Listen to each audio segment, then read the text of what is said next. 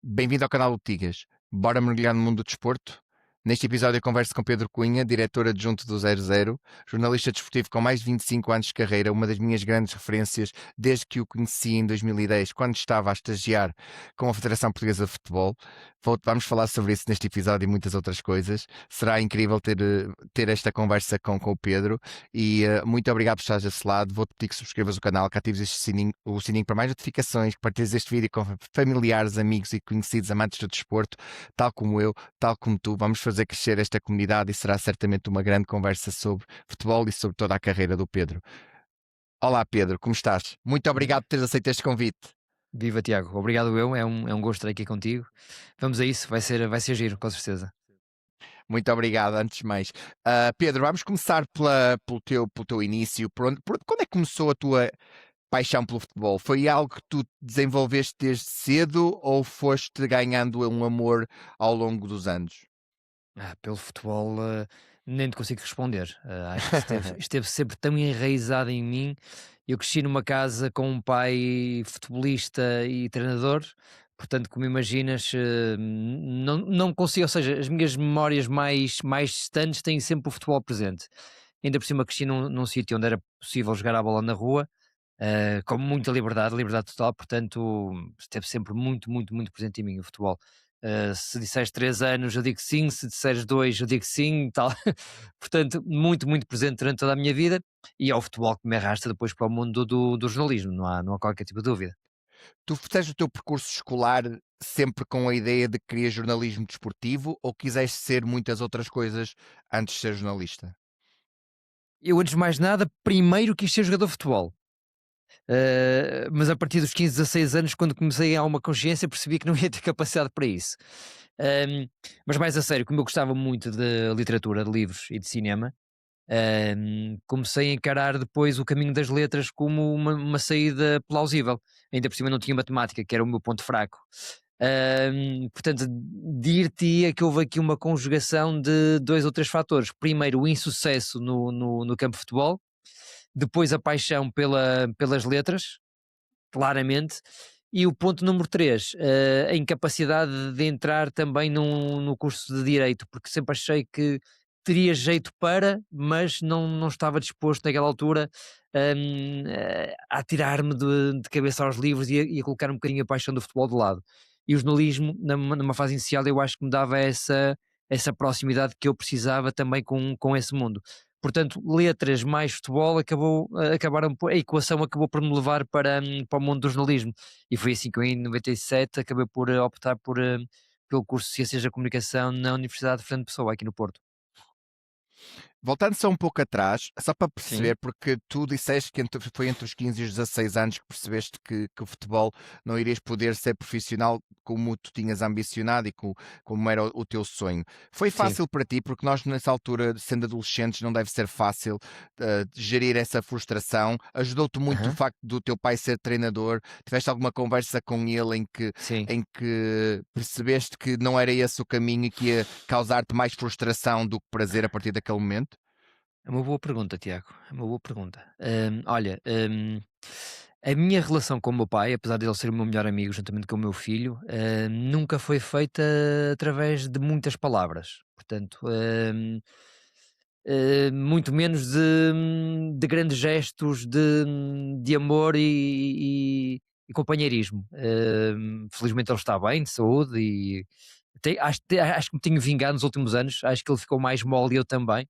Portanto, agora já o fazemos com mais naturalidade, mas naquela fase em que eu era adolescente isso não acontecia.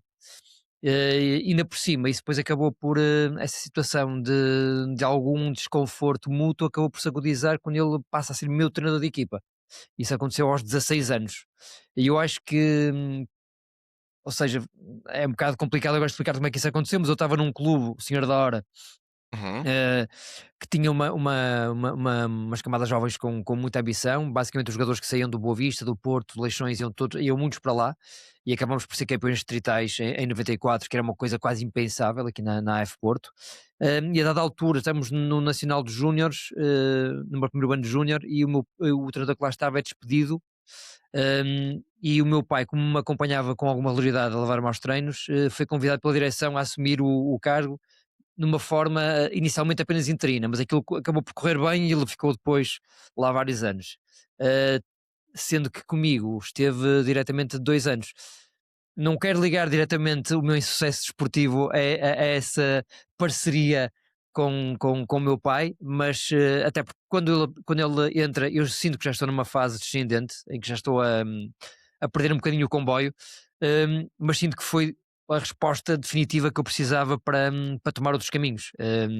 Eu, na altura, tive também, há sempre aqui esta desculpa de uma lesão grave. Eu, por acaso, tive mesmo uma lesão grave num jogo contra o Lessa, em que destruí os ligamentos do joelho esquerdo, e depois parei ali também quase um ano, ou seja, eu fiquei sem dúvidas, sabes? Foi, acho que é muito, apesar de sermos adolescentes, um bocadinho ansiosos em todos os comportamentos que temos, um bocadinho utópicos, um bocadinho irrealistas, eu a parte do futebol, apesar de nunca abdicar dela, e joguei futebol federado até aos meus 37 anos, eu ali entre os 16 e 17 anos fiquei sem qualquer dúvida que não ia conseguir ser profissional de futebol. Portanto, queria jogar futebol, queria me divertir, queria ter ali um percurso razoável aqui a nível digital, mas a nível profissional eu percebi que não ia chegar lá. Só para acabar esta fase inicial, e eu acreditei que era possível, porque numa fase anterior, ali entre os 13 e 14 anos, e eu já estava no Senhor da Hora, tinha saído do Futebol Clube do Porto numa fase inicial, tinha sido dispensado. No Senhor da Hora consegui encontrar de facto um clube espetacular, com condições ótimas, e comecei a ir à seleção distrital da AF Porto, juntamente com os jogadores do Boa Vista, do Porto, Leixões, do Rio Ave, do Varzim. E no fundo senti-me ali um bocadinho especial no meio daquela gente toda, e pensei que ia conseguir dar o passo seguinte, não consegui, e de facto acho que foi o melhor para mim e para o mundo do futebol foi eu não ter sido profissional, isso não há dúvida nenhuma. Ok. Olha, entrando em 97, tu entras na universidade já com a Sim. ideia clara daquilo que querias? Ou vamos explorar jornalismo e deixa ver o que portas é que isto me vai abrir? Olha, a única certeza que eu tinha, Tiago, nessa altura, era que escrevia bem, acho que acima da média para a altura, lia de forma obsessiva, era um nerd de cinema e de música. Portanto, eu queria muito estar rodeado de cultura, porque também cresci numa casa de cultura, rodeado por vinis e por livros e por uma biblioteca abundante, e portanto tive sempre muito contacto com a palavra.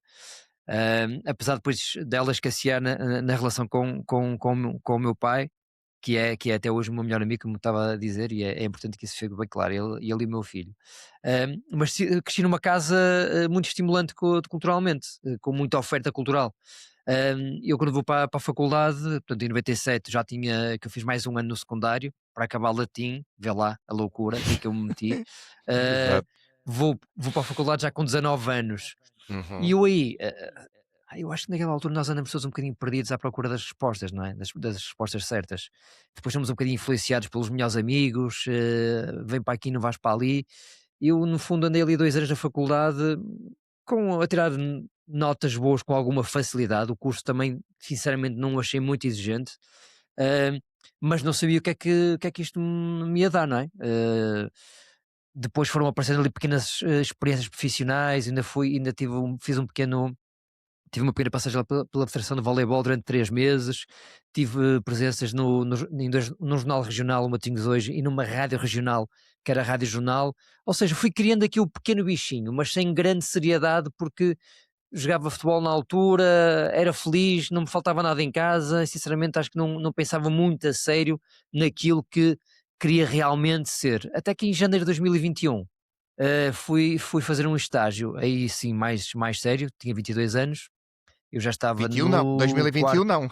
Acho que te enganaste no Desculpa, ano. desculpa, 2001, juro, 2001, desculpa, 2001, Sim, sim, exatamente, sim. 2001, obrigado, Tiago, obrigado pela correção. Sim, Tinha sim, sim. 20, 2001 tinha 22 anos, exatamente, estava no quarto ano da Uhum. faculdade, e aí fui confrontado com a necessidade de deixar de jogar nessa temporada, que eu jogava numa equipa de Vila do Conde na segunda divisão distrital, e eu decidi deixar de jogar nessa equipa, que se chamava Atlético de Vilar, porque apareceu-me um estágio bom num projeto que estava a começar. Aliás, eu ia para o jogo e logo a seguir abro um projeto que se chamava Inforte Desporto, que era um projeto de um jornal online da PT Multimédia, da saudosa PT Multimédia, um projeto megalómano completamente.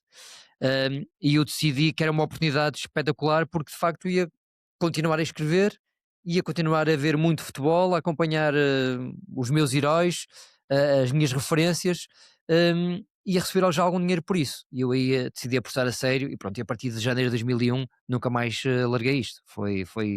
Foi a oportunidade que eu precisava, surgiu-me num estágio que depois se tornou uma ligação definitiva. Ou seja, estás a completar 25 anos de carreira, uma data super marcante. Precisamente. Não disse a ninguém isso, mas foi no dia 2 de janeiro de 2026 que completei 25 anos de carreira a full time. Uau, Para que trás tinha tido espetáculo. umas pequenas experiências, mas sim, mas a full time foi dia 2 de janeiro de 2001 que tudo começou. Portanto, fiz agora 25 anos de carreira, mas não celebrei, guardei para mim. E agora, pronto, estás a fazer os cálculos e é verdade, confirmo.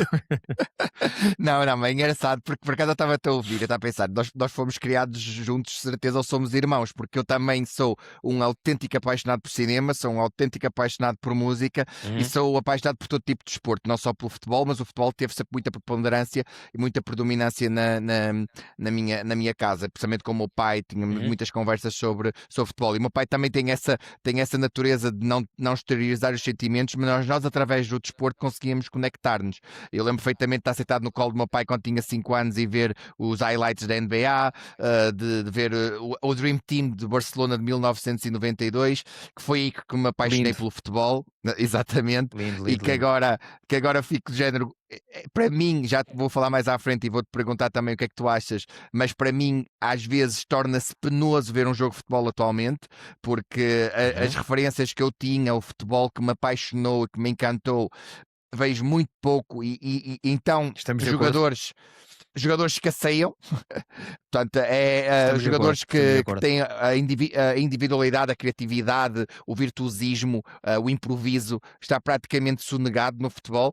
Mas isto para voltar um pouco àquilo quando tu começas em 2001, tu Uhum. nessa altura, tu disseste, ok, é isto que eu quero fazer, mas só mesmo para depois avançarmos, mas só para perceber, tu, cinema e música, Estás sempre à foste vontade, um Tiago. apaixonado, mas nunca quiseste trabalhar em cinema e música, ou houve E algum momento eu na tua queria, eu vida? queria, eu Ok, queria. Eu queria, queria eu queria eu queria muito, só que aqui no Porto, como imaginas, as redações e as delegações não tinham grande espaço para especialistas, em jornalismo cultural, digamos assim. Eu não gosto muito destas etiquetas que nós somos jornalistas, ponto, ponto. Mas pronto, um jornalista que trabalha na secção de cultura. Hum, e a verdade é que não era fácil porque já havia aqui monstros sagrados, o Álvaro Costa, por exemplo, que dominavam essa área e tu receberes dinheiro para fazer apenas cultura, já em 2001 já era muito difícil, era quase uma utopia. Portanto, eu pensei ao contrário, tipo, ok, vou agarrar esta oportunidade para entrar no mundo do jornalismo, através do desporto, e depois de estar bem integrado numa redação, de fazer aqui algum nome, talvez me seja mais fácil conseguir depois mais à frente, se calhar, conciliar o desporto com a cultura. Consegui o fazer muito mais à frente, ali a partir de 2006, quando fui para a Média Capital para o Mais Futebol. eh, como a empresa não tinha muita gente aqui no Norte, a TV24, que fazia parte do mesmo grupo, eu acabei por fazer bastantes trabalhos de cultura, quase em part-time, quase em horários extra, para juntaste o matar um melhor bocadinho dos esse dois bichinho. mundos. Sim, sim, sim. Sim, sim, sim. Consegui experimentar, consegui perceber, hum, que é uma paixão muito, muito forte em mim, que está aqui presente até hoje, sem dúvida, esse lado cultural. Mais adormecido desde que os meus filhos nasceram, por ter menos tempo apenas, porque o prazer é exatamente o mesmo. Mas no mundo do jornalismo, dir-te-ia que tive pequenas experiências no comércio do Porto, eh, pequenas experiências no Diário de Notícias, onde fiz também muita política, e pequenas experiências na Média Capital, mas sempre, ou seja, o trilho central a ser o desporto, e depois pequenas ramificações que me levavam para concertos e para peças de teatro e para festivais de música, mas sempre acumulando com o desporto e nunca em exclusivo. Eu, por acaso, é uma das coisas que tu estás a dizer isso, eu não sabia, eu desconhecia isso de ti, mas é evidente na tua escrita. A tua escrita tem muito storytelling e eu sempre gostei muito da tua escrita. Aliás, eu lembro-me quando eu te Obrigado, conheci, Tiago. foi em, Obrigado. foi em E não tenho 2010. jeito nenhum para receber elogios. Nem da Não, minha mãe. não, não, mas eu vou só dizer isto porque eu já sei que não gostas, mas basicamente eu quando conheci em 2010, eu Eu lembro fico perfeitamente. logo aqui como é que é, com as bochechas aqui um bocado Encavacado, rosadas e um bocado encavacado, encavacado. desconfortável. Não, não, mas eu Ainda há recordo-me. pouco tempo estava, desculpa interromper-te, Diz estava a isso. almoçar com a minha família e estou muito Aham. recentemente, foi agora mesmo há poucas semanas, e chegou lá um senhor simpaticíssimo, obviamente com a melhor das intenções, a dizer mais ou menos isto que estás a dizer agora, e eu ali em silêncio a ouvi-lo, e a minha mulher do meu lado, a Catarina, ó Pedro, tu não dizes nada ao senhor, agradeci, eu, "Ah, pá, desculpa, olha, obrigado, obrigado, porque de facto não é mesmo por arrogância, zero Eu mesmo, sei, eu mas é percebo. mesmo por desconforto e desconforto e alguma timidez É, que faz característica parte da tua do personalidade, meu mas, perfil. mas só mesmo para este enquadramento, porque é interessante aquilo que tu estás a dizer, porque isso depois transporta-se para a tua escrita e transpõe para a tua escrita, porque eu lembro perfeitamente Sim. as primeiras crónicas que eu li, as tuas, foi no Mais Futebol, os primeiros artigos, Uhum. os primeiros textos de opinião que eu fui lendo, e eu gostei muito, eu identifiquei muito, e eu ou seja, eu quando vi que tu eras uma das pessoas, um dos jornalistas que ia estar na sala de imprensa em 2010 na Covilhã antes da Em seleção nacional ir para a Covilhã, África fiquei do curioso Sul. com isso, fiquei Porque eu estava. curioso com isso, fiquei curioso com Imagina, isso. tu conheceste-me a 40 quilos menos, sem cabelos brancos, portanto, tipo, estou muito diferente. Depois eu mando-te uma foto dessa altura, que eu ainda ontem vi uma foto minha que eu tirei com o Deco, que era o meu grande ídolo da altura. E meu Sim. Deus, esquece, eu parecia uma criança subnutrida, porque esquece, não, é uma diferença abismal, a sério. Não, mas isto para te dizer Olha, que. não te posso dizer que me lembro bem de ti, estaria a mentir, mas espero ter Não, sido simpático, eu tento foste. ser, pelo menos. Foste, e foi aquilo que eu te disse quando eu te convidei para o podcast, que eu recordo muito isso, e recordo muitas pessoas que foram afáveis comigo, e jornalistas que foram afáveis comigo, mesmo jornalistas espanhóis que estavam lá, também foram, houve ali Uhum. algumas relações que se estabeleceram durante aqueles 15 dias, e houve muita partilha. Isso foi muito bom, foi muito Foi salutar, espetacular esse foi estágio. espetacular, Foi foi muito, espetacular. muito bom. Adorei esse estágio. Foi muito bom. Mas voltando agora no Enforte Desporto, que memórias é que tu guardas dessa experiência? Olha, em Lisboa a redação era um luxo, era um luxo. Posso dizer, por exemplo, que nós, isto aqui dito em 2026 parece mesmo uma loucura. Nós tínhamos secções de atletismo com 2 jornalistas, uma secção de hóquei patins com 2 jornalistas, handball com 2 jornalistas, pessoas que só faziam isso. Portanto, a esta distância é quase é impossível em 2026 replicar um projeto desses. A verdade é que depois aqui no Porto éramos 3 pessoas só, era eu, era o Rémulo, o Jónatas e o Bruno Rodrigues, meus camaradas. Não tínhamos uma redação fixa, aproveitávamos uma pequena parte da redação do jogo. E portanto fazíamos aqui tudo, todas as modalidades que eles tinham em Lisboa e que eram partilhadas desta forma que eu te passei, aqui no Porto nós fazíamos tudo, era uma loucura, andávamos para trás e para a frente de carro, fizemos milhares de quilómetros, não folgávamos, trabalhávamos 10 horas por dia, mas tínhamos 22, 23 anos e andávamos todos contentes. Olha, lembro que na altura ganhávamos 600 euros, mais ou menos, era o ordenado que a Infosport pagava, o que para a altura já era muito bom. Eu vivia com os meus pais, não tinha praticamente despesas nenhumas, portanto aquilo 600 euros com 22 anos e não ter que Ah, pagar ia praticamente nenhuma fazer o que despesa gostas. em casa era e fazer o que gosta, aquilo era uma maravilha. Ou seja, eu pensei, bem, isto aqui vai ser uma vida só de prazer daqui para a frente. Depois, pronto, aquilo acabou por não correr bem, não para mim, mas o projeto acabou por encerrar em novembro de 2002, exatamente. Eu saí de lá em novembro de 2002, porque aquilo depois foi adquirido pela Sapo, e eu passei por um despedimento coletivo, portanto eles mandaram quase todas as pessoas embora, e eu fiquei ali sem emprego passado um ano e 10 meses. 10 meses, exatamente. Como é que foi para ti lidar com esse momento? Não lidei mal, sabes? Não lidei mal porque era muito jovem, era um bocadinho inconsciente, tinha uma vida muito boa, gostava daquilo que fazia, fiquei com pena. Aliás, lembro perfeitamente da reunião em Lisboa, que eu não estava, porque na véspera, um dos administradores, não me recordo o nome do senhor, era Paulo qualquer coisa. Ele ligou-me a dizer que eu ia ser um dos poucos que ia ser salvo, digamos assim, do despedimento coletivo, porque o SAP e o jogo.pt, que ia nascer, iam precisar de algumas pessoas. Ou seja, eu fui para a reunião de Lisboa bastante tranquilo. E depois cheguei lá, eles começaram a chamar pessoas a uma sala, é uma sala fria mesmo, sala de despedimento, não é? Sala, só ali um senhor de fato e gravata, uma cadeira, um telefone, completamente espartano tudo, e frio. E quando ele me começa a dizer que temos que fazer contas, pronto, eu percebi. Percebi que ia sair. Mas sinceramente, Tiago, na altura eu sentia que tinha talento para isto.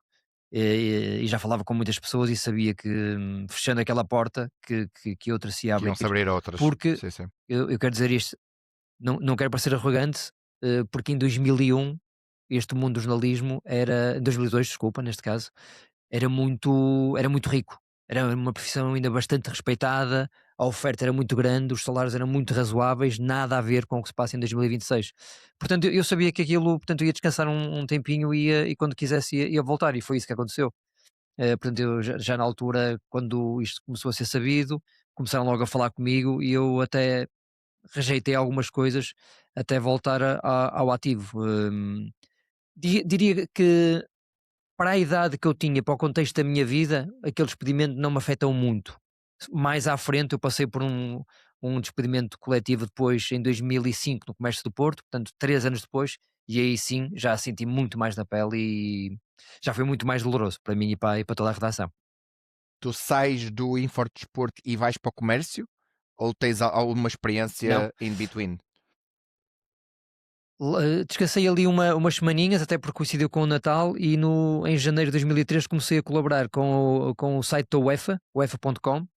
Fazia às manhãs, das 8 até à 1, essencialmente a traduzir textos. Hoje fazemos isto aqui de quase forma automática, na altura era tudo manualmente e eles pagavam muito bem. A colaborar com o Diário de Notícias também, através de um grande amigo meu aqui do Porto, o Rui Frias. O Diário de Notícias tinha uma redação muito forte aqui no Porto, talvez com 15, 20 pessoas. E mesmo assim, depois socorriam-se de pessoas a recibos verdes para fazer determinado tipo de eventos. Portanto, comecei a fazer o UEFA.com e Diário de Notícias até receber o convite para ir para o Comércio do Porto e voltar ao desporto a full time, que no fundo era aquilo que eu queria. E o Comércio do Porto, depois, deixa-me ver, eu não te quero mentir. Portanto, aquilo fechou em julho de 2005 e eu fui para lá foi 2 anos, portanto, ali por maio de 2003. Maio de 2003, exatamente, é isso. O que é que fazias no comércio do Porto?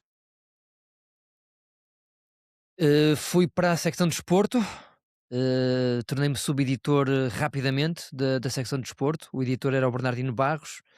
Era um jornal muito respeitado Grande aqui no bebê. Norte, portanto, o grande bebê. Era um jornal com mais de 150 anos de história, que atravessava uma fase difícil. Tinha sido adquirido por uma empresa espanhola chamada Prensa Ibérica, que tomou conta do comércio do Porto e da capital, em Lisboa. A redação do Porto era muito grande, tínhamos mais de 10 pessoas, seguramente. Ahm, com 25 anos, 25, 26 anos, divertia-me muito, trabalhava bastante também, mas percebia-se perfeitamente que era um projeto que dificilmente iria se ingrar, iria continuar.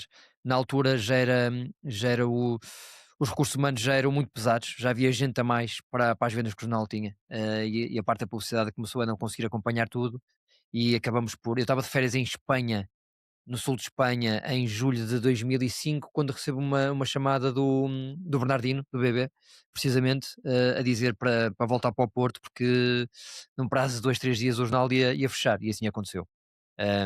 Infelizmente, eu sinceramente nunca pensei que isso acontecesse pelo lado mais histórico e emocional que a cidade e a própria Câmara tinham com o jornal. Pensei que alguém ia segurar o projeto, mas aquilo acabou por ser muito rápido. É importante dizer que a prensa ibérica tratou muito bem os jornalistas. Eles pagaram a mais, até, na altura da indenização. Lá está, outra coisa que parece um absurdo, 20 anos depois. Mas o jornal percebia-se que era um projeto interessantíssimo, era um projeto que era a voz do Norte, só que tinha perdido dimensão, tinha perdido espaço, no número de vendas. O Jornal de Notícias estava muito forte na altura, o Correio da Manhã também já estava a aparecer, e o Comércio do Porto começou a encolher, encolher, encolher, e ficou reduzido ali talvez a 2.000 exemplares por dia, se calhar estou a ser simpático, e percebia-se que alguma coisa tinha que acontecer, e eu pensei que iria passar por uma redução, mas a imprensa ibérica acabou mesmo por extinguir o título até hoje. É uma coisa que ninguém pensava e a verdade é que o comércio nunca Mesmo. mais voltou às bancas. Eu lembro perfeitamente, meu pai era muito consumidor do jornal A Bola, mas também comprava o Comércio do Porto. E eu lembro, pai, que há uns anos atrás Sim, sim, sim, sim. passámos à frente de onde era a sede do Comércio do Porto e é uma dor de alma, porque aquilo também representava muito. Era quase um coração da nossa cidade, do Porto, não é? Ou seja, era um jornal emblemático Era.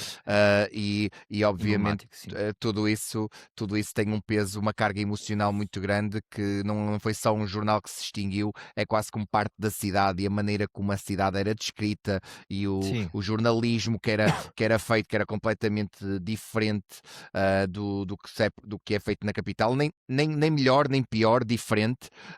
Sentiu-se ali Aham. aquela perda daquele jornal tão representativo.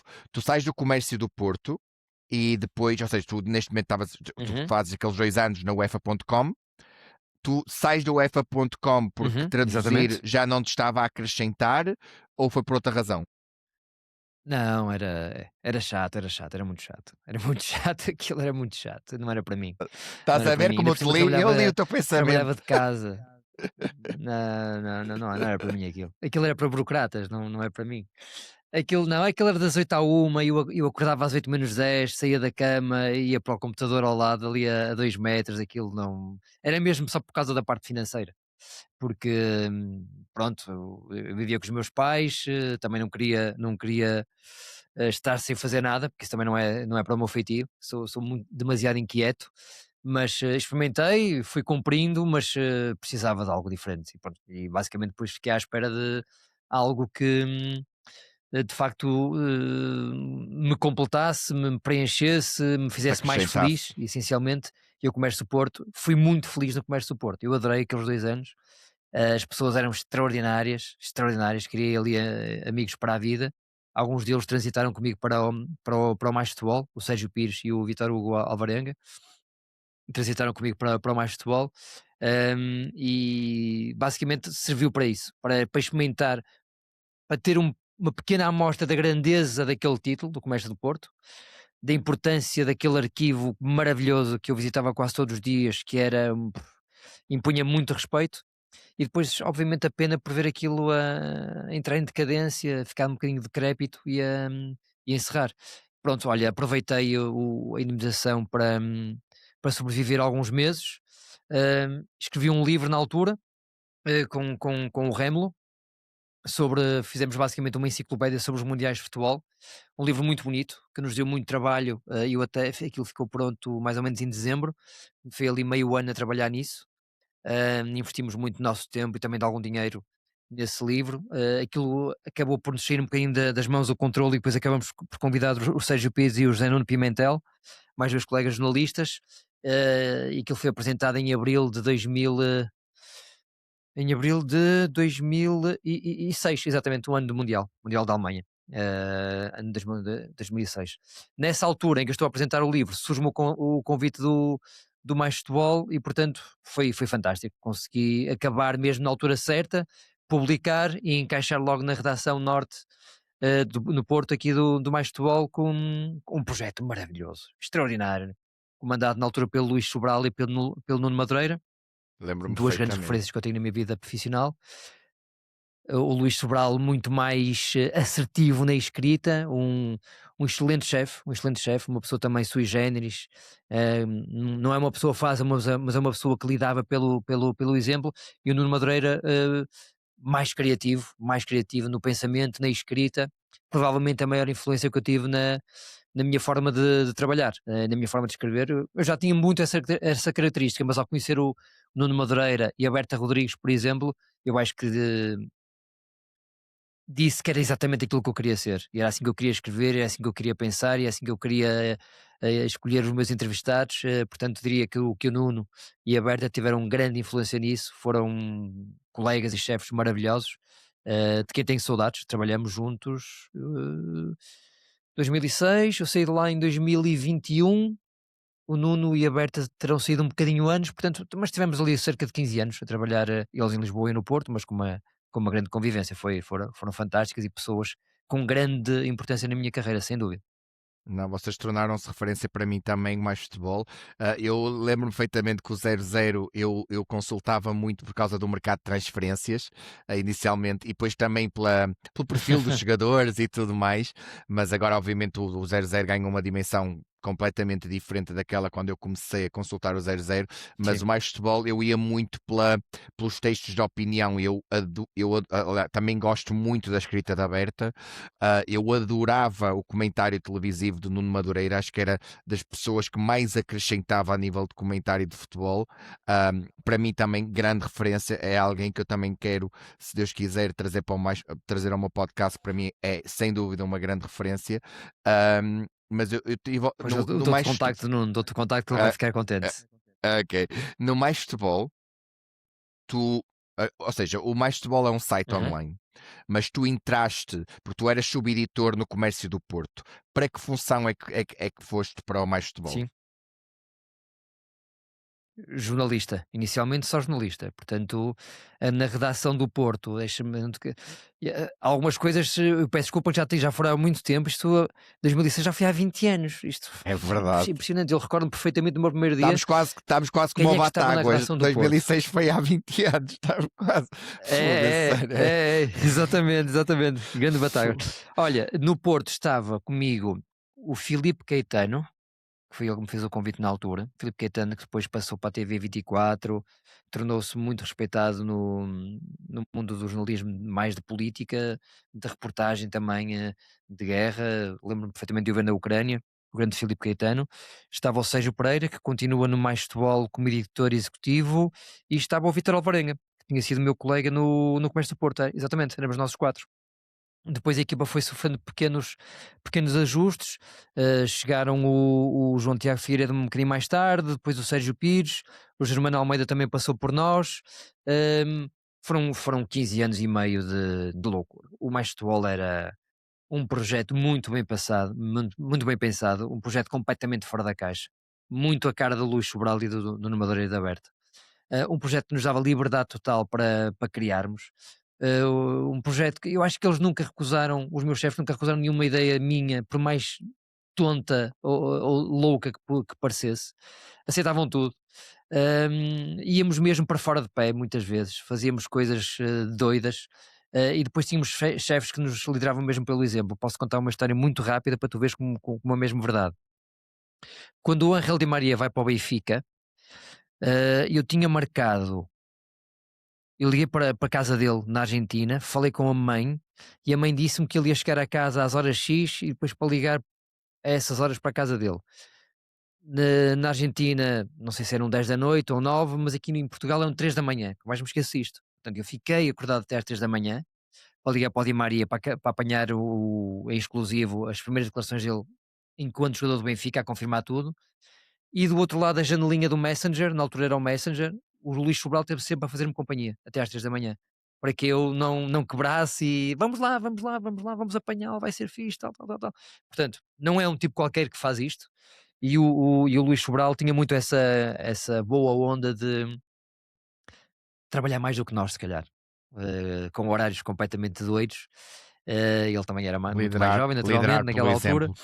mas sem dúvida, sem dúvida. Foram sempre muito corretos comigo, só tenho a agradecer à malta de Lisboa do Mais Futebol e a malta do Porto ainda mais, não é? Que são mesmo meus amigos pessoais.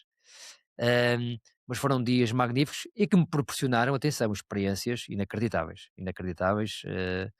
Em 15 anos e meio fiz tudo e mais alguma coisa, estava perfeitamente realizado quando saí de lá e saí de lá porque quis, porque senti que era a altura de experimentar outras coisas, porque se tivesse continuado lá, tinha continuado feliz e estaria lá de muito bom grado até hoje. Eu vou entrar mais na tua etapa no Mais Futebol, foram 15 anos, portanto vou falar um pouco mais sobre Mais Futebol. Queria-te só perguntar uma coisa, só para perceber se para ti Sim? foi tranquilo e a tua paixão pelo jornalismo desportivo foi sempre o que te moveu mais do que qualquer outra coisa. Tu neste momento és diretor adjunto do 00, tu quando sais do Comércio do Porto, Uhum. sais de subeditor para jornalista, como todos os outros teus colegas da redação, para ti foi fácil assumires esse teu papel, ou seja, Aham. quase como se fosse uma despromoção, mas tu nunca a sentiste como tal, porque a tua vontade de entrar naquele projeto era tanta e estavas a beber tanto conhecimento que nunca ficaste frustrado de baixares um bocadinho, dares 2 passos atrás para depois dares 3 passos à frente? Não, vou-te dizer porquê, Tiago.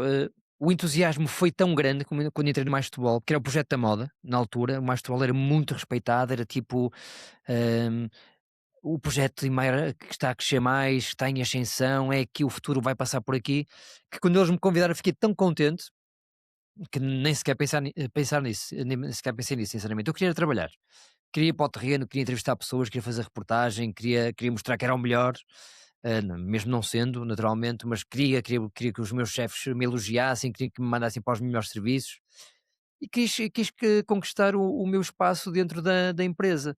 E muito naturalmente cheguei a editor poucos anos depois, foi em 2010, por alturas do Mundial da África do Sul, exatamente, fui promovido a editor, com um pequeno acerto salarial, eh, mas o dinheiro nunca foi claramente o ponto mais forte daquele projeto, e nunca foi por causa do dinheiro que eu me movi. Aliás, eu devo dizer que comecei a pensar mais em dinheiro a partir do momento que fui pai, porque as despesas sobem bastante e a partir daí já são 2 seres que dependem de mim. E aí sim, já começo a olhar com mais seriedade para isso. Nessa altura, eu acho que éramos muito inconscientes e apaixonados pela arte. A minha maior vontade era mesmo mostrar a quem mandava em mim que podiam confiar em mim para qualquer coisa, para qualquer serviço, em Portugal ou fora do país, e que me considerassem uma pessoa de confiança, uma pessoa de confiança e que no fundo os representasse também. E eu acho que, infelizmente, havia um problema grande da média capital, que eu acho que deve manter-se até hoje, espero que de forma mais esbatida. Quem não estava em Lisboa tinha uma progressão muito mais limitada. Eu fui convidado e um bocadinho pressionado para ir para Lisboa várias vezes trabalhar. Nunca quis, porque sou apaixonado pela minha vida aqui no Porto e muito menos depois de construir família. Resisti sempre a isso e acabei por ser ultrapassado por alguns colegas meus que depois passaram a diretor adjunto e a diretor, e tudo isso acabou. Acho que é normal no ser humano. A partir da altura começas a sentir-te um bocadinho ultrapassado em todas estas escolhas. Começas a ver que é muito mais fácil naquela empresa crescer estando em Lisboa, e obviamente o 00 soube-me namorar a partir de determinado momento, até porque, além de ser um projeto de gente muito boa, de 10 estrelas, tem a sede principal aqui em Vila Nova de Gaia, e para mim ia ser muito mais confortável começar a olhar para o projeto a partir da casa das máquinas, do seu coração, e não à distância, como era um bocadinho aquilo que eu fazia na média capital, e só por isso é que eu saí da média capital. Mas fui muito bem tratado, criei grandes amigos para toda a vida, fiz coisas pelo menos que me deram muito prazer, espero que também tenha dado prazer a quem as leu. Experimentei Jogos Olímpicos, experimentei europeus, experimentei Mundial, experimentei finais europeias. Sinto-me completamente realizado por tudo aquilo que fiz no Mais Futebol. Tinha esse problema, de facto, tinha esse problema, que estava muito alicerçado numa estrutura pesada em Lisboa e que olhava para o Porto um bocadinho como delegação. Parente Pronto, pobre, senti sim. que não ia passar de editor, estando aqui no Porto, e a partir dada altura isso começou a mexer um bocadinho comigo e a deixar-me um bocadinho desconfortável. Foi só por causa disso que eu saí do Mais Futebol, porque era muito feliz, muito sinceramente era muito feliz. Não, eu entendo perfeitamente e eu sinceramente acho que o sectarismo nunca deveria prevalecer, a meritocracia é o que se devia sempre sobrepor, mas infelizmente é mesmo o que acontece. Não deveria, eu juro que pensei que essa realidade era uma realidade bem distante, mas pelo que tu me dizes, é uma realidade bem presente e é triste que assim seja. A qualidade de um trabalho, a qualidade de um jornalista ou de qualquer outro profissional não tem nada a ver no local em que estás alocado, passando a redundância, mas sim na qualidade do teu trabalho e se tu por uma razão familiar nunca quiseste fazer esse tipo de mobilização, ou seja, nunca quiseste ter essa experiência de mobilidade e estás feliz e confortável na tua zona de conforto, mas mesmo assim deste tudo de ti e o mais que pudeste para mostrares que eras alguém de confiança às tuas chefias e alguém que queria progredir e saber mais e mais, acho que isso deveria ter sido valorizado sem dúvida alguma. Mas falando de coisas positivas, qual é a reportagem que tu mais recordas de Uhum. todas aquelas infindáveis que fizeste no Mais Futebol? Uma que te deixou assim mesmo impactado pela positiva? Epá, Tiago, tu fizeste uma pergunta e apareceram-me aqui 5, 6, assim muito rapidamente. Mas olha, vou-te escolher uma, pronto, vou-te escolher uma. Tu a esquecer-me de alguma que mais importante, certamente, mas esta é mais pelo lado emocional. Hum, Outra vez por causa do meu pai, do meu pai Sérgio Alves da Cunha. O ídolo dele era sempre foi o Mané Garrincha. E eu quando fui em 2016 para os Jogos Olímpicos,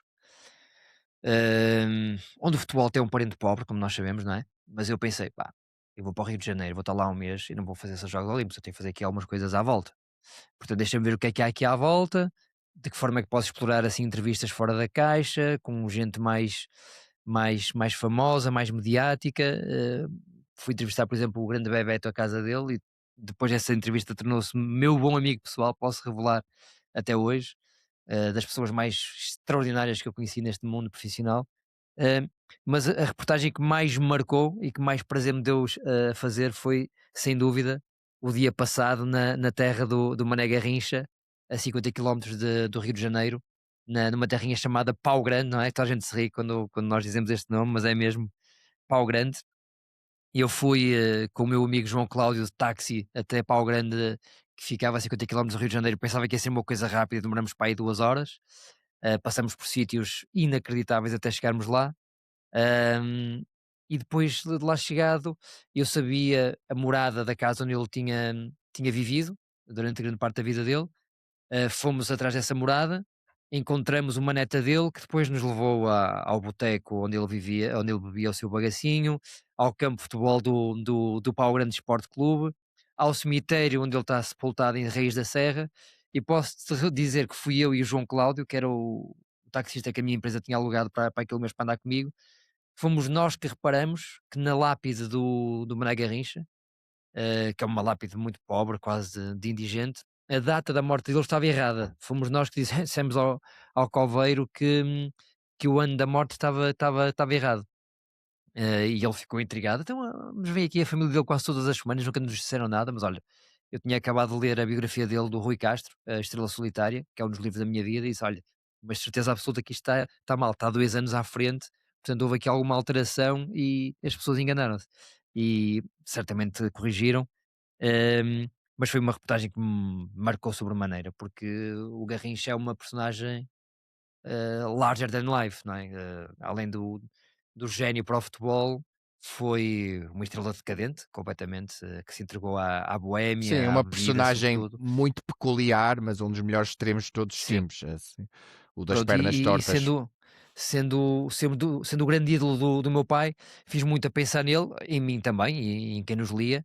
Acho que ficou uma reportagem marcante. Acho que mais ninguém fez aquilo na altura no Rio de Janeiro, nos Jogos Olímpicos. E se calhar, pronto, olha, fica esta resposta, estas escolhas. Estarei a esquecer-me de muitas, mas esta está no coração até hoje, está. Como eu gosto muito de desporto em geral e tu falaste que fizeste essa cobertura de Jogos Olímpicos, o que é que tu recordas mais dessa experiência olímpica? Houve aqui um cortezinho agora, Tiago, desculpa, deixei-te ouvir Consegues, durante uns consegues, segundos. consegues-me ouvir? Agora sim, desculpa. Houve aqui um O cortezinho que é e que não ouvi a recordas, tua pergunta, peço o desculpa. que é que recordas mais da tua experiência olímpica? Olha, tive logo muita sorte, acima de tudo. Começou logo bem. Eu já contei esta história, pelo menos no Destino de Saudade, mas eu logo à ida para o Rio de Janeiro tive a sorte de ir no avião do Rafa Nadal e da comitiva espanhola, de parte da Oh, comitiva Pedro, espanhola. tiveste como o Portanto, ídolo, como é que é eu apaixonado possível, por a sério? ténis, a primeira entrevista exclusiva que eu fiz foi logo no avião e ao Rafa Nadal. E como é que isto aconteceu? Eu estava no Porto a entrar para o avião, hum, e havia uma fila grande, num voo matinal, um voo daqueles mesmo daqueles jumbo transatlânticos. Comecei a olhar para trás, comecei a ver muita gente com o fato treino da comitiva do Comitê Olímpico Espanhol e vi o Rafa Nadal. E eu, Nadal no meu avião, epá, isto, caraças, isto tenho que agarrar esta oportunidade. Mas sinceramente não estava com muita esperança. Mas pronto, abordei-o. Abordei-o, simpaticíssimo. O Rafa Nadal disse-me: Ei Pedro, tal, não, não, pá, não te preocupes, pá, vamos para o avião, isto vamos ter 8 horas de viagem, depois falamos lá, tranquilo, não há problema nenhum. Ele estava ao lado do outro tenista, não me recordo do outro tenista espanhol, bastante conhecido, que era o David Ferrer. David Ferrer, exatamente, David Ferrer. Ahm, e pronto, olha, eu fui para o avião, só que aí tive um bocadinho de azar não, mas era o que era. Eu fui para, para a classe económica e o Nadal foi para a primeira classe, e portanto ficamos ali afastados durante o voo. E eu sinceramente tentei aproximar-me lá algumas vezes, mas não dava, aquilo era muito grande, havia várias hospedeiras que também não permitiam entrar na primeira classe e eu não o vi durante a viagem. Pensava que tinha perdido a minha oportunidade, mas quando chegamos ao Rio de Janeiro, o processo de credenciação era muito demorado e o sítio onde nós éramos acreditados, aquilo eram umas medidas de segurança bastante apertadas, como deves imaginar, os jornalistas e os atletas iam exatamente para o mesmo local. Sorte tremenda, o Nadal fica exatamente à minha frente e é ele que me vê. Não é ele que me pede para dar uma entrevista naturalmente, mas aí ele mal me vê, diz: Ei Pedro, queres aproveitar agora para falarmos um bocadinho, que ainda temos muito para até chegar lá à frente? Pronto, e fiz ali uma entrevista de, epá, não sei, 15, 20 minutos talvez. Falamos, basta ir ao Mais Futebol, está lá publicada a entrevista. Basta pesquisar a entrevista a Rafa Nadal Mais Futebol e pronto, ele fala sobre tudo, fala sobre Federer, que na altura não pôde jogar devido a um problema no joelho, e foi, olha, eu acho que essa entrevista mostrou-me que aquele mês ia ser mágico, e foi mágico. Comecei com o Rafa Nadal, entrevistei o Carl Lewis, entrevistei o Bebeto, fui à casa do Mané Garrincha, entrevistei o Michael Phelps, estive no corte, dentro do corte, e fui expulso do corte com mais dois colegas nossos, o Norberto JN e o Pedro Sequeira do Diário Notícias, porque houve um erro de um segurança que nos colocou mesmo na cadeira de apoio ao João Sousa e ao Gastão Elias, estavam a jogar pares, e nós ficamos lá dentro do corte, literalmente, a ver o jogo todo. Foi um mês espetacular, cheio de aventuras. Eu estou aqui, já foi há 10 anos também, estou aqui a esquecer-me de alguma coisa naturalmente. E depois o momento mais alto, desculpa Tiago, é que estou a falar contigo e está-me a vir tudo. Os 100 metros, a final dos 100 metros. A final dos 100 metros, a ver o Zayn Bolt, aqueles 10 segundos é um impacto brutal. O silêncio que se faz no estádio, depois Sim. o som da pistola, é impressionante. Tu estavas a falar da tua experiência de entrevistar o Nadal, tu tiveste com o meu maior ídolo desportivo de todos os tempos, portanto, essa experiência deve ter sido inolvidável. Eu tenho Incrível, um incrível. apreço inacreditável pelo Nadal, também sou um grande fã de ténis, e ontem publiquei um Adoro. episódio com o Nuno Chaves, que é da CNN e Um diz Chaves, que é para a da bola TVI, amarela. sim. E falei sobre ele, eu disse sim. que eu sou muito nadaliano, muito mesmo, por isso, pá, eu adorava mesmo ter essa experiência de entrevistar o Nadal, e eu adoro receber esse feedback de dizerem que ele é simpaticíssimo e tudo mais. Pá, eu acho, esquece, foi eu, impecável. Uma eu acho simplicidade, incrível. uma gentileza. Eu E devo, estavas eu a devo falar do confessar, Bolt, diz, desculpa, diz. devo confessar, só mesmo para acabar a parte do ténis, Uhum. que eu era apaixonado pelo Federer e pelo Nadal, pelos dois.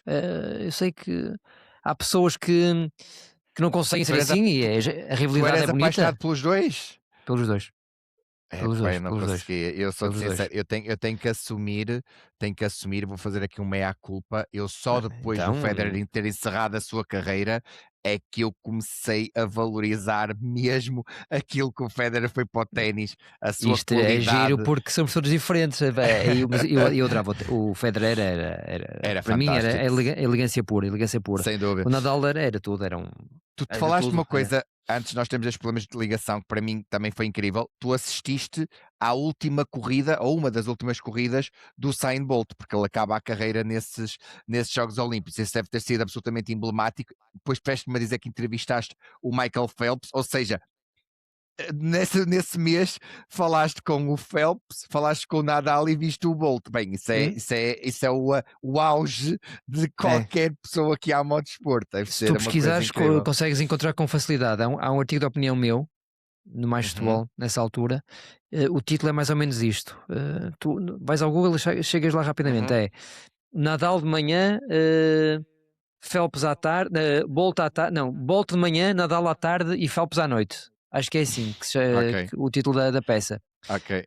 Porque foi um dia em que eu estive com os três. Portanto, Fantástico.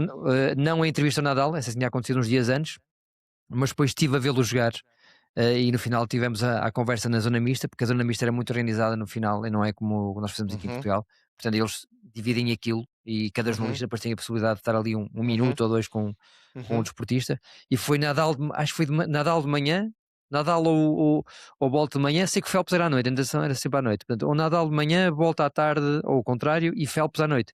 E foi um dia que eu cheguei a casa, ao hotel à noite e pensei, "Bem, pá, isto, acima disto não há nada, mas vale Não. entregar a chave e ir à minha vida, porque depois disto não consigo fazer mais nada." Sem dúvida, não. Depois disto, o que é que nós podemos fazer Não, muito mais? Não é, é. é difícil. Olha, e por acaso, vou só entrar um bocadinho na parte de tu teres sido professor para perceber o que é que tu recordas Uhum. dessa experiência e se era uma experiência que voltavas a repetir ou se foram bons aqueles 2 anos e não te vês novamente a ensinar numa universidade. Gostei gostei da experiência porque os meus alunos eram pessoas que estavam a tirar pós-graduações e portanto já não eram adolescentes nem jovens adultos. Eram, por Uhum, exemplo, o Ricardo Pereira, o guarda da seleção, era um dos alunos. Eu acho que o Marco Caneira também era. uhum, E algumas pessoas tinham aulas presenciais e outras estavam à uhum, distância, aqui uhum, no Lusófona, no Porto. E aquilo acabou por ser, de uma forma muito resumida, era mais do uhum, que isso atualmente, mas era dar a minha visão, enquanto uhum, jornalista, a como aquelas pessoas que queriam trabalhar no mundo do futebol profissional deviam lidar com os mídia. De uma forma resumida era isto, com algumas estratégias. Depois havia vários módulos, mas era à volta disso. E no fundo tentei ajudá-las, colocando-as na perspectiva do jornalista e o que é que elas poderiam esperar enquanto protagonistas das suas funções, diretor esportivo, treinador, dirigente, vice-presidente, presidente, enfim, foi à volta disso. Infelizmente com a Covid tudo foi interrompido na altura, e eu sinceramente nem sei se depois se o curso voltou a ser ministrado ou não, mas eu fiquei por ali, portanto acabou ali em fevereiro de 2020, fevereiro, março de 2020. Mas foi bom, ok. foi uma experiência interessante, sim, gostei. Ok. Falando agora do 00, tu que agora que és Uhum. diretor adjunto, o trabalho de diretor adjunto para ti é mais gestão, mais jornalismo ou um equilíbrio dos 2? É muito mais gestão. E embora eu recuse largar o jornalismo, é impensável, ou seja, tenho muito mais trabalho, muito mais burocracias para tratar, muito mais pensamento para ordenar, não o meu, Uhum, mas o dos nossos uhum, 20 e tal uhum, jornalistas. uhum. Muitos contactos, muitas ideias, muitas sugestões, muitos encaminhamentos, muitas trocas de impressões, muito trabalho de divã, como eu costumo dizer aqui, de psicólogo, mas depois tento sempre também executar com alguma regularidade. Não o faço tanto como gostaria nesta altura. Hoje, por acaso, até foi um dia em que tive, tive que pôr as mãos na massa porque estávamos com pouca gente aqui na redação. Ahm, mas agora tento, no fundo, fazer o quê? Além desta organização, que é feita essencialmente por mim e pelo Luís Rodrigues, nosso diretor de informação, com quem me dou bastante bem. Passa muito pelas nossas conversas também, lá está, a escolher as melhores estratégias. E depois fazer uma entrevista que eu acho mesmo, que eu quero mesmo fazer, um artigo de opinião que eu quero mesmo escrever. Portanto, não é ficar mais esquisitinho ao longo dos anos, mas como eu tenho menos tempo, quero que esse tempo aplicado ao Mais jornalismo seletivo. seja, Normal, exatamente, claro que seja sim. mais para isso. Tem a ver com isso. O teu trabalho de editor é mais difícil, no teu trabalho de editor, é mais difícil gerir pessoas ou decisões editoriais? É mais difícil dirigir pessoas, sem dúvida nenhuma, sem dúvida nenhuma. E não quero parecer aqui um bocadinho insolente ou arrogante, mas sinceramente nesta fase da minha carreira as decisões profissionais são tomadas com muita leveza. Não tenho, felizmente tenho um diretor, o Luís, com quem me dou bastante bem. Temos uma forma muito parecida de olhar para o fenómeno e como temos as nossas decisões estratégicas muito fundamentadas e Uhum, explicadas à administração e, uhum, e aos nossos jornalistas, há uhum. poucas surpresas no dia a dia. E eles sabem perfeitamente aquilo que devem fazer e nós também sabemos perfeitamente para onde é que queremos ir. Portanto, é mais desafiante nesta altura, hum, gerir a equipa que é muito jovem e naturalmente gente ansiosa, que quer fazer muita coisa, que tem muitas dúvidas, algumas inseguranças, comete alguns erros mais do que normais nesta fase da carreira deles e, portanto, que se amparam muito também no meu conhecimento e no conhecimento do Luís para que as coisas sejam bem feitas.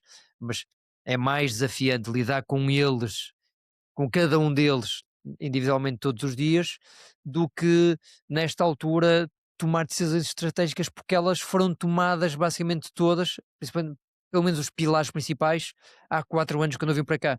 Os primeiros meses foram muito de organização ou de reorganização e depois de estabilizarmos é ir em frente. Já entendi. O imediatismo da notícia consideras que fez com que o jornalismo seja menos profundo? Sim, sim, sim, sem dúvida. Por isso mesmo é que nós no Mais Futebol criamos um espaço que se chamava MF Total e por isso é que no 00 criamos um espaço que se chama Zona VIP. São muito parecidos um com o outro. Na altura em que foi criado a MF Total e na altura em que criamos aqui a Zona VIP, tem a ver essencialmente com isso, com a necessidade que eu sinto, e o Luís partilha comigo essa necessidade, de fazermos coisas especiais, profundas, com tempo. Fazer uma entrevista que implica conhecer quem está do outro lado, fazer uma reportagem que implica ir para o terreno e passar 2, 3 dias, ou nem que seja uma tarde, isso tem que ser feito na mesma. E no fundo é para contrabalançar com a necessidade que temos de estar também em cima da última Produzir hora. notícias. Por Sim, sim, sim. exemplo, hoje à tarde tivemos a notícia de que o Boa Vista não conseguiu agora cumprir a última prestação com os seus credores e que corre o risco sério de fechar portas. Portanto, mal recebemos a notícia, tivemos que reagir, falar com as pessoas e fazer uma coisa com qualidade, mas rapidamente. Portanto, tem que haver aqui o equilíbrio entre este lado da zona VIP, como nós dizemos aqui, de Sim, sim, reportagem sim. profunda, de Sim, entrevista cuidada. Depois temos sim. um lado multimédia também muito rico, Muito com rico, este sim. lado de imediatismo. E as coisas estão Sim, bem divididas no dia a dia. E nesta altura, mesmo sem mim, a malta aqui já reage muito bem, não tem qualquer tipo de sim. dúvidas nem receio. Ainda bem, ainda Posso bem estar, que posso estar nas folgas descansado. exato. Ainda bem que há espaço para o slow journalism, para esse jornalismo Não, mais isso. profundo de investigação, porque é fundamental que isso não se perca. De 2021 para 2026, quais é Sim. que tu sentes que são as maiores diferenças entre o jornalismo de 2021 e o jornalismo de 2026? Para além das redes sociais, que essa é claramente uma grande diferença. De 2021 para 2026, a Ah, resposta. No... 2001, 2001. Esse, 2001. sim, sim, sim, sim. Nos últimos 5 anos não vi grandes, Sim, grandes sim, sim, diferenças. sim. Não, de 2001 para 2026 é mais ou menos simples.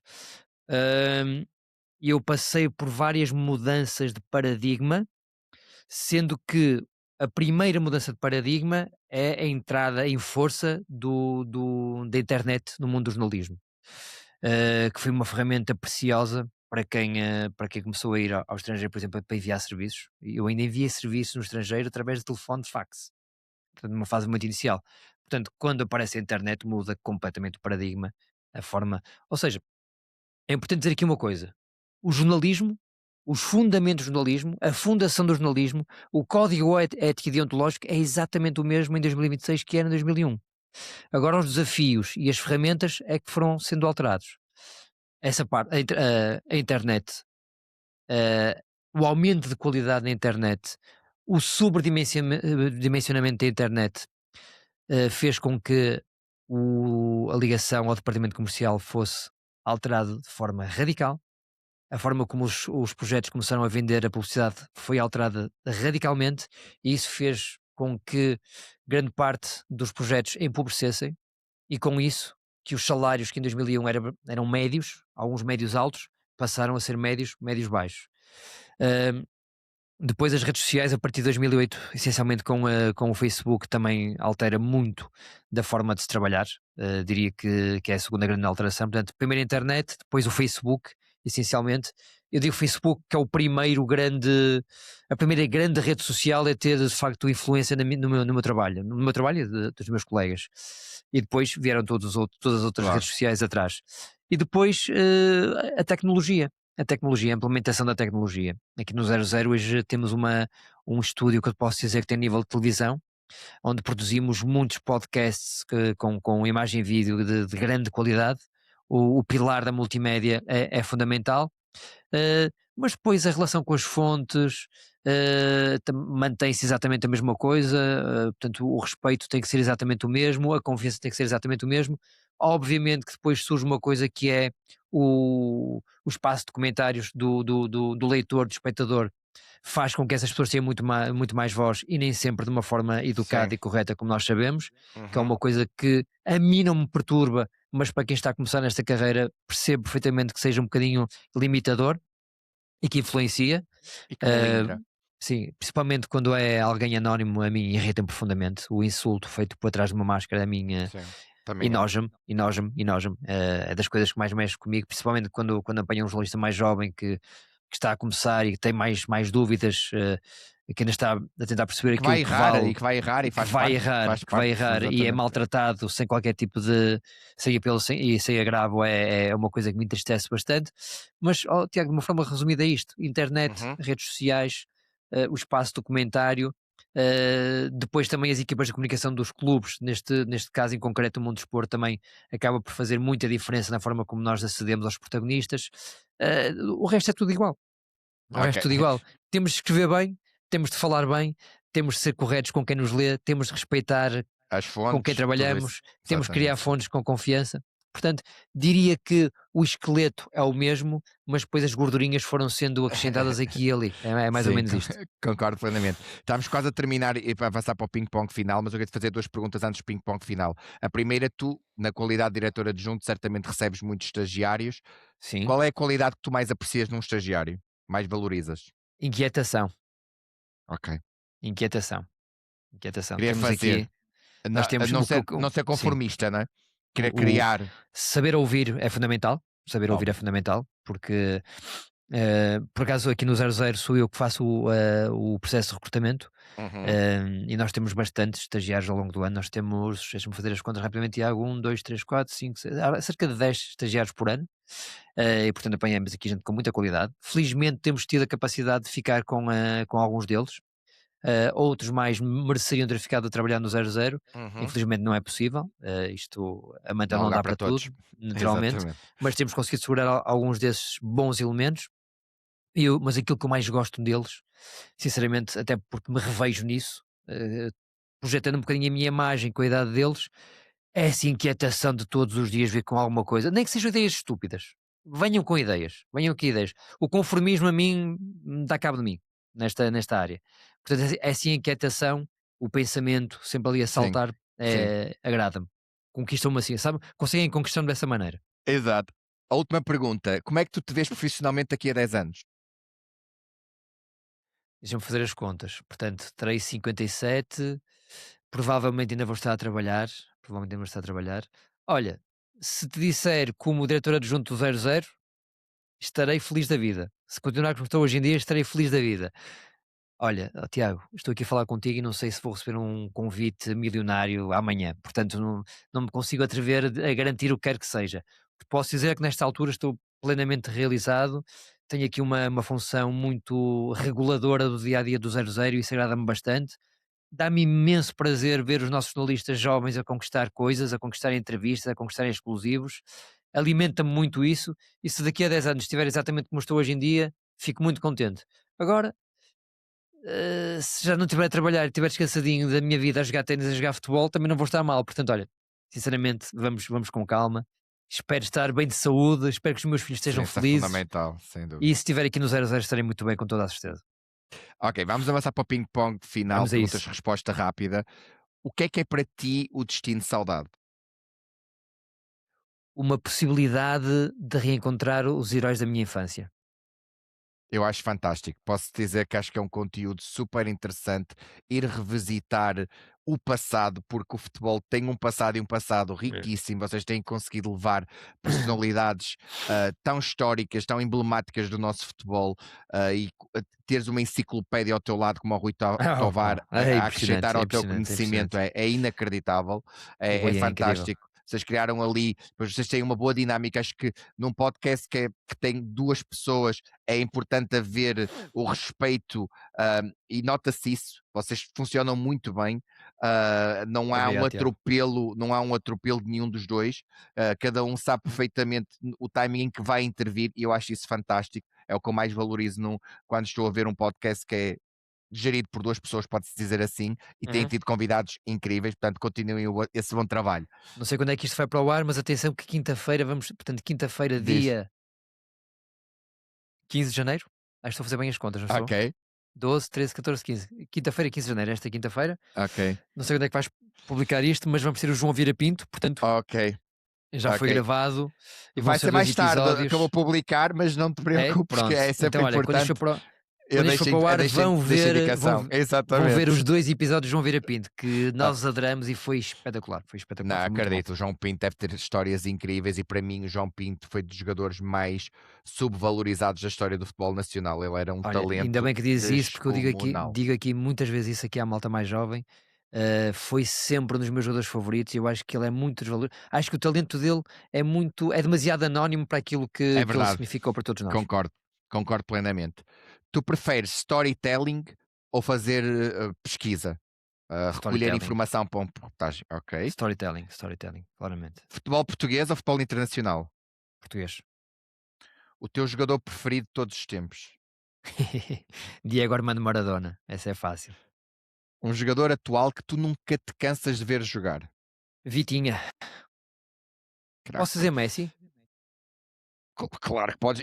A pergunta seguinte era do Messi. Portanto, eu vou estar. Vitinha e Lionel Andrés Messi.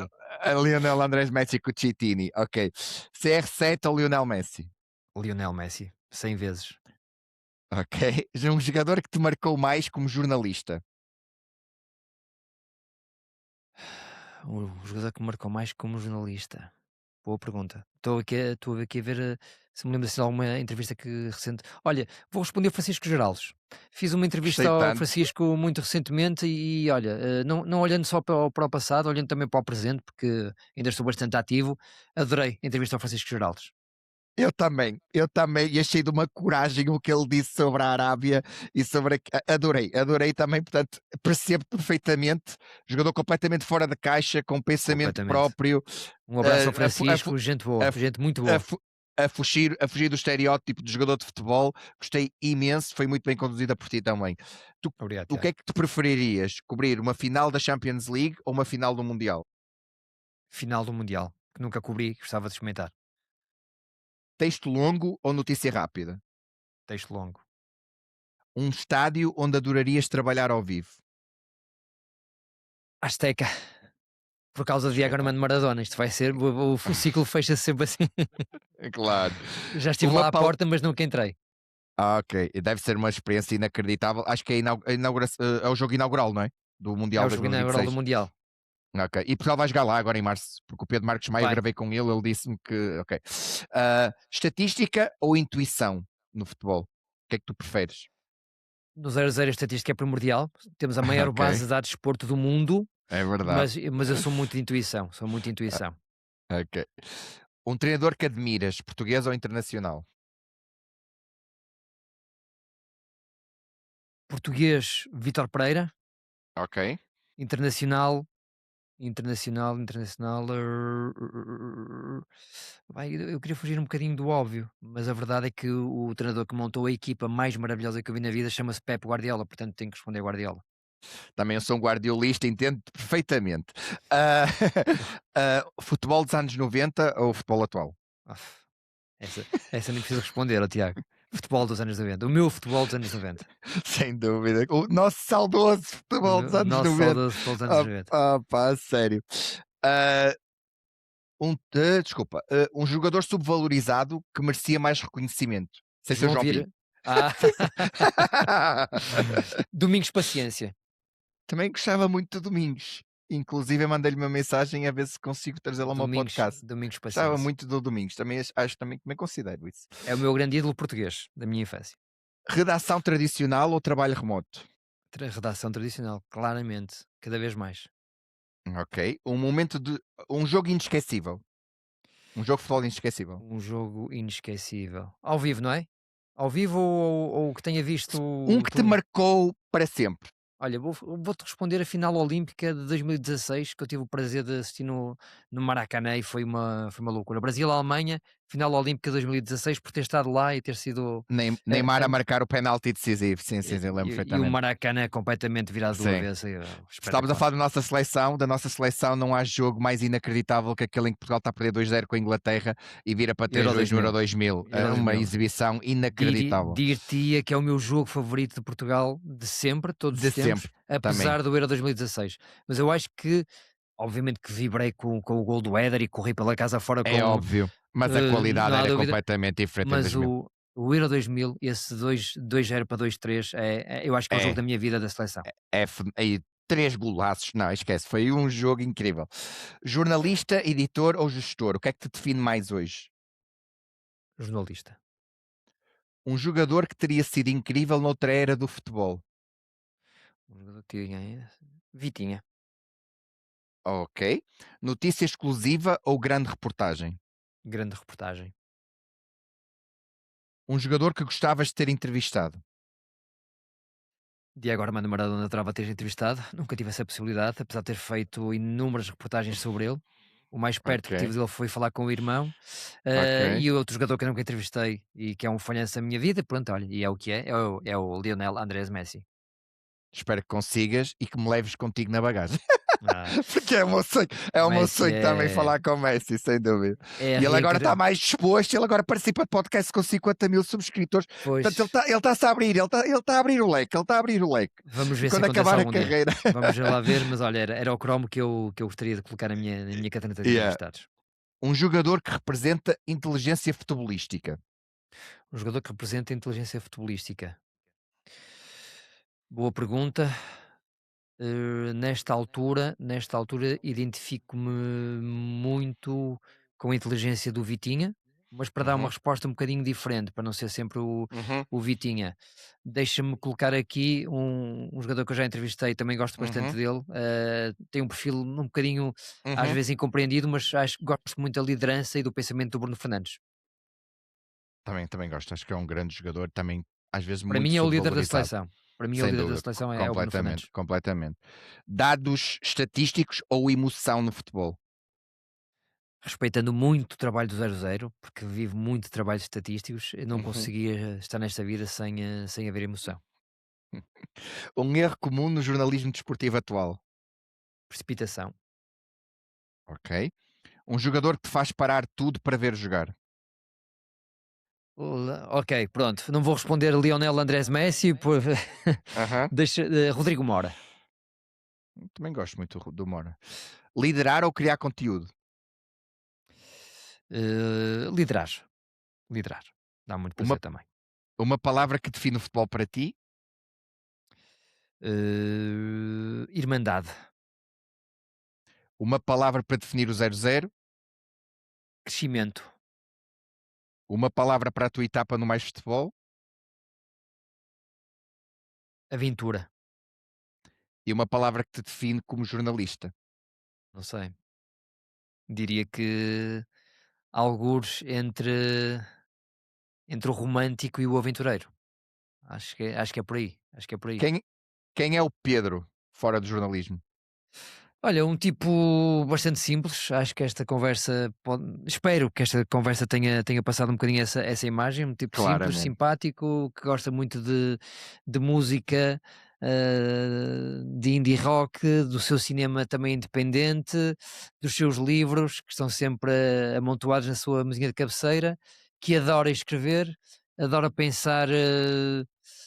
Fora da Refastelado na caixa. sua, na, sua, na sua cadeira, muitas vezes fora da caixa, mas que nesta altura tem como base e como desejo primordial educar bem os dois filhos que tem, a Emma e o Santiago, que são os grandes amores da minha vida, juntamente com a minha esposa, a Catarina e os meus pais.